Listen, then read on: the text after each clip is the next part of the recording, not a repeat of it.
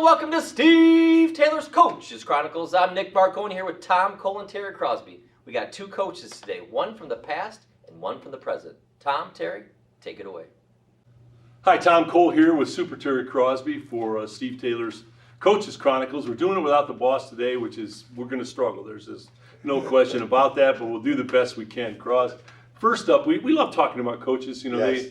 they mean so much in a young person's life. They did I mentioned this before, but did a Wall Street Journal survey, and they went to 1,500 adults, 50 to 70, men and women split equally across, and they asked them, besides your parents, Yes. who were the most influential people in your life that put you on the right path, allowed you to be successful? And 98% of the respondents, and you know what the answer is going to be, Cross, 98% of the respondents said a coach or a teacher. And the coaches, you know, they mean so much. Yes. I know you've had great coaches. I know Dale Pittman is, and his wonderful wife have been a great influence in Yes. your life. And Mark Paluzak, Yeah. the basketball coach. But you're absolutely right, T. You know what I mean? You don't realize the magnitude of the importance Right. of having a coach as you go through your years of Yeah. competing and playing in sports.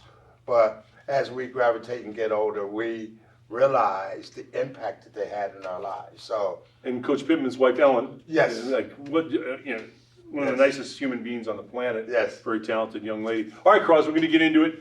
We're going to go over to Libby High School. And unfortunately, you know, Libby isn't around anymore as far as the school. I think it was one of the great schools in the history of the city of Toledo. All the graduates that came from Libby that have impacted our Toledo community would be, you couldn't even list them all. There have been so many, whether that's academically or athletically. But I want to talk about Dave Merritt today. Cross, Dave Merritt was a coach at Libby during the 70s. I had the privilege to coach against him when I was at St. John's.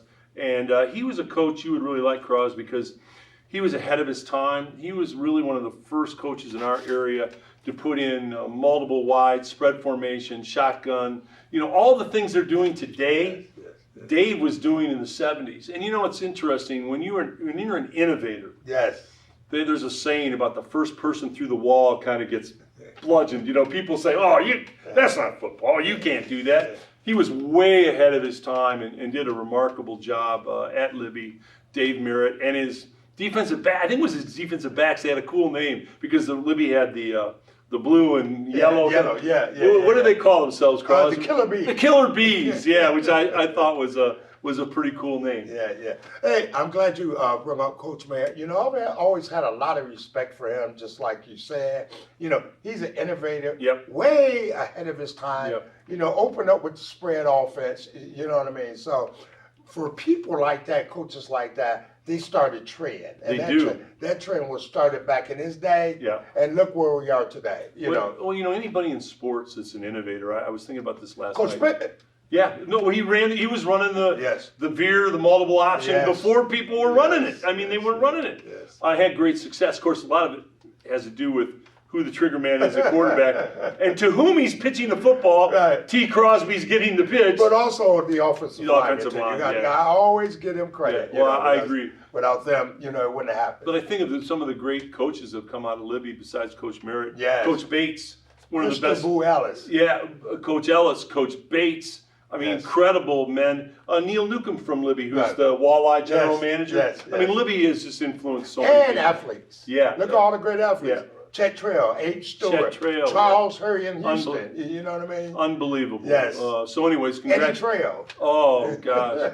Congratulations to Coach Merritt being honored in our Coaches Chronicles. Good job. And then I wanted to kind of go, I guess, do we say going back in real time, I guess, is at Lord's. Good friend to you and a good friend to me. Incredible basketball player Yes. in his day at Bowser. He was the all-time leading scorer at Bowser, may still be. Was the all-time leading scorer at Ohio State, may still be. I think he is. Dennis Hopson, who is the head coach at Lord's. They're 15-3. Cross. They're doing a great job. Dennis is a wonderful community man. You know him well. Yes. Yeah, Dennis is actually family.